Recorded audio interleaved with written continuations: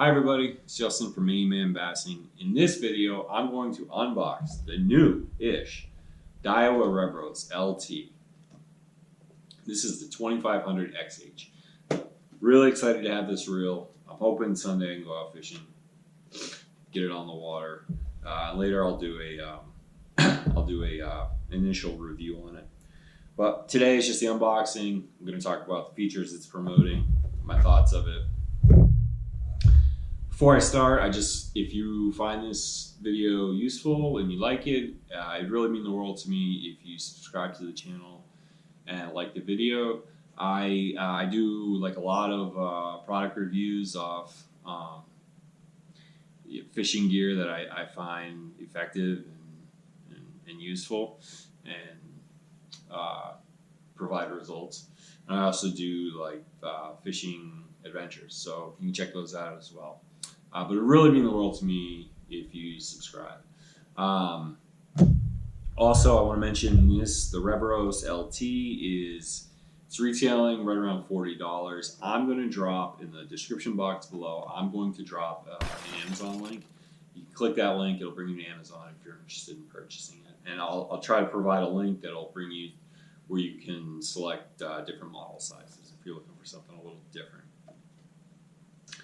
With that being said, let's get to the video, the unboxing. Like I said, this is the Daiwa Revros LT 2500 XH. I'm super excited to have this. I had the previous model, which was the Daiwa Revros H. Really like that model, so I'm really excited to spool this up and get it on the water. Well, the 2500, the XH stands for, well, I don't know what it stands for, but it's the model with a higher gear ratio. So this is a 6.2 to 1, which I'm really excited about, because when I fish with spinning reels, I have two techniques that I do a lot. I bomb a topwater out and a topwater lure out, and I also pitch and flip or cast like wacky worms. I do that a lot, and I'm showing a video in the background here.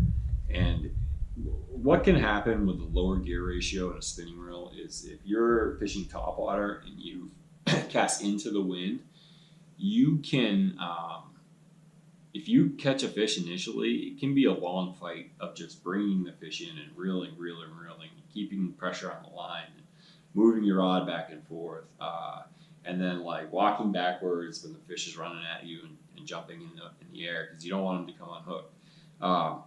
So with the faster gear ratio, it's going to bring in more line per handle turn. And so I'm really excited about that. But when I drop shot, I don't really care about a higher gear ratio. Definitely for top water, I'm really excited to have this. It's the first reel I've had that has a higher gear ratio. So I think that's like for at least this model, that's like the main feature that's advertised here. So let's get to the unboxing. We'll look at the box. Nice purple box. I love what Daiwa does with their colors. It's nice and flashy. On the back side, you have some features that they point out. You open your box. On the flaps, you got your part numbers, part catalog. In the box, you have two instruction manuals, which nobody ever reads, but I actually keep them around because at the end of the season, I like to clean them. And then if anybody could tell me what these are, that'd be great. They're just little plastic donuts. I don't know what they are. It'd be awesome if you could tell me what they were, but I don't know. I actually will keep this box handy.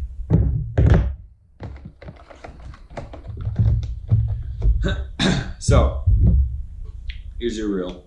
Nice colors. It's like a dark, I don't know, it's like a blue or black body with some like gold spool, golden gray. Really nice colors. The first thing I noticed when I pulled it out of the box is that first thing I noticed was that the handle is metal. In the previous model, I'm pretty sure it was plastic, composite. This handle is supposed to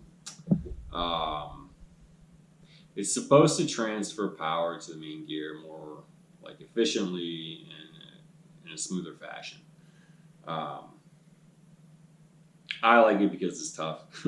Like I step on my reels a lot. I got a small boat. I have a small boat, so it just, I like the fact that it's metal. I'm not going to break it or bend it as easily anyways. Your handle, your grip is rubber, nice rubber grip.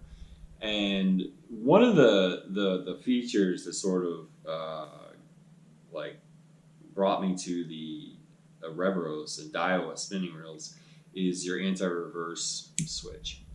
I call it the back rail switch.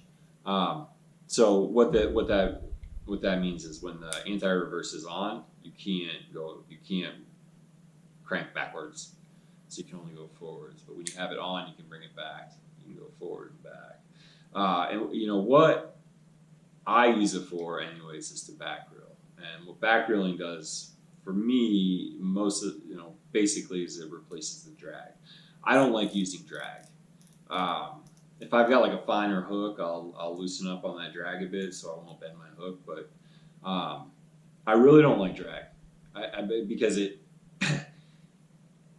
I don't feel as though you have a lot of control over your retrieval. Like if you, especially with light line, like if you land a big fish, if you set the hook into a bigger bass or bigger fish, like, and you have like 4 pound line, 5 pound line,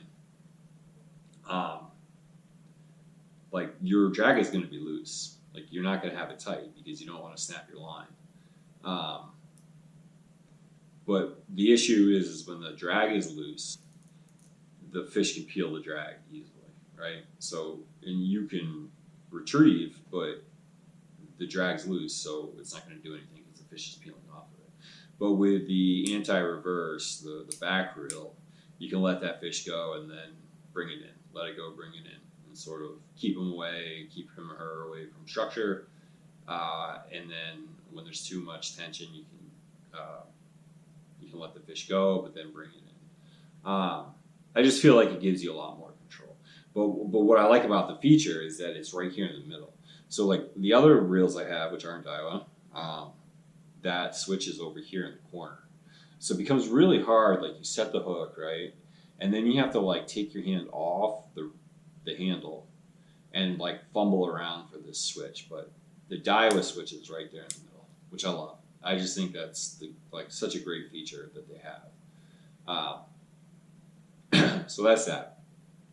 Let's get into some of the features that they're promoting. So your housing unit, your body is composite. It's a tough composite. I don't even know if they have like a special term for the composite. It's like high composite. Let me see, light composite housing. It's not metal. It's not aluminum body. So I mean, it's a $40 reel. You know, I don't know. I don't think you can expect too much, but it almost feels like metal though. So we'll talk about I guess we'll talk about the rotor first. So they have the air rotor.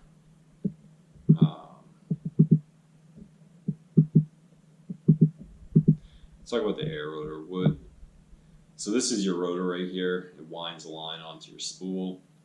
If you turn the handle, the gear spins the rotor. The rotor winds the line onto the spool.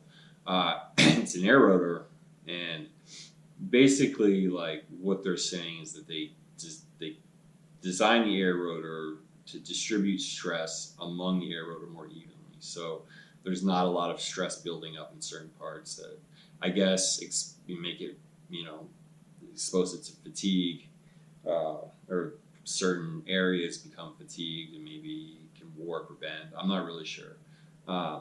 Also, like if those areas change at all or bend or warp or fatigue, like it's gonna affect the smoothness of the retrieve. So that's one main component of the air rotor, and the other big aspect of it is that it's 15% lighter. So it's just going to result, at least from what I understand, it's going to result in a lighter, smoother, more balanced retrieve system. And I can't tell you the Revros is super, well, I haven't used it yet, but the previous model, the one thing that stands out about it is just how quiet and smooth it is. Okay, so that's your air rotor. I guess we'll talk about the spool. It's an a long cast ABS spool, and I guess what that means is that the top of the spool is a little wider, and that's going to prevent the line from coning up as you cast. So it's just gonna result supposedly it's going to result in a longer cast because it affects the way the line comes off the spool and enters your guides. And they have the ATD, which is automatic tournament drag, and so like basically the ATD, from what I understand, it just makes the drag system more like efficient and balanced. Like some reels you use, it takes like there's a certain threshold for that drag to kick in, and then the fish can peel off. But like sometimes the amount of pressure from the fish peeling up, like trying to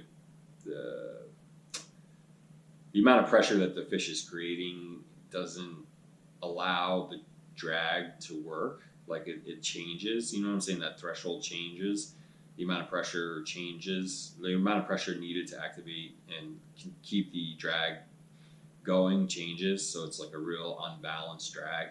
Apparently this is supposed to, have a super low threshold to activate that drag, and then once that drag is activated, you keep it more constant. So I don't use drag that much, but I guess I do. I back reel a lot, but if you're using drag, it's really important so your line doesn't snap or your rod doesn't snap. Especially smallmouth, man, they can just dive straight down. They can just literally just fold your pole and crack it in half. But so that's one feature they're promoting. As far as bearings go, all the models have 4 ball bearings and 1 roller bearing.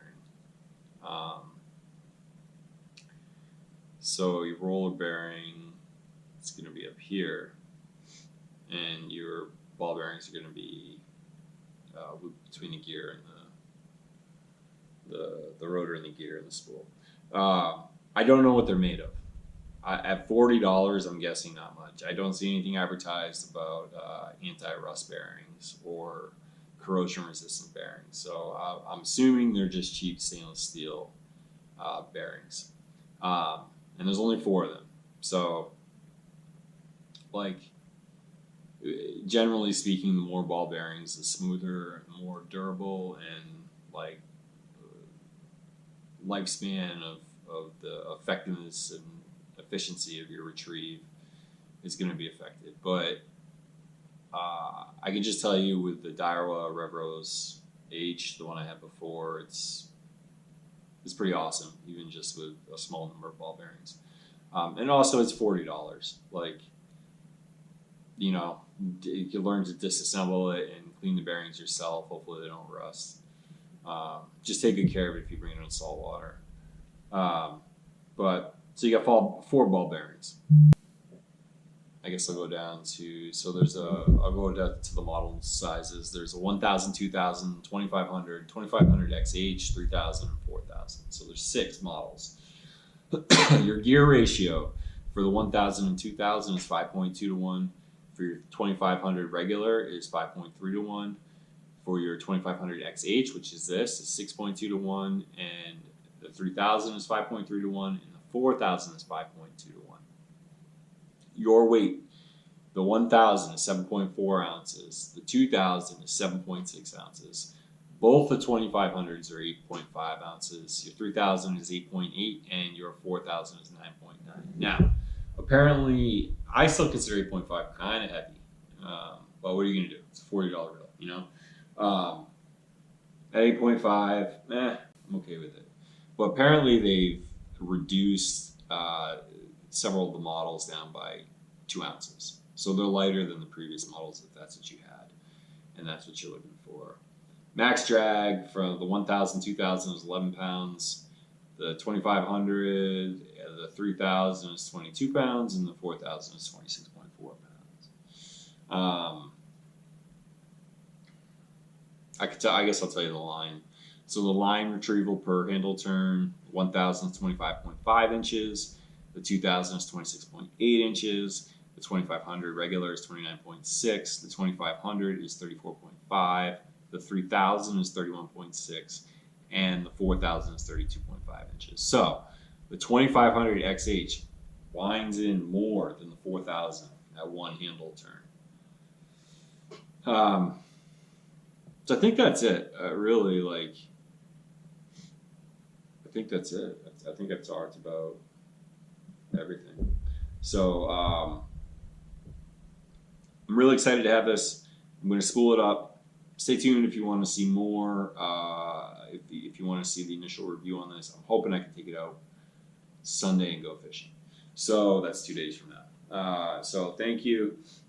Again, if you liked it, it'd mean the world. If you like this video, it'd mean the world to me. If you subscribe, drop the like. Check the Amazon link below if you want to purchase these. I really like Daiwa. I love the previous model of this. I'm super happy I have it. I think you will be too for $40. So thank you for watching. Hope this helps, and I hope you catch your real big bass. Thanks. Bye.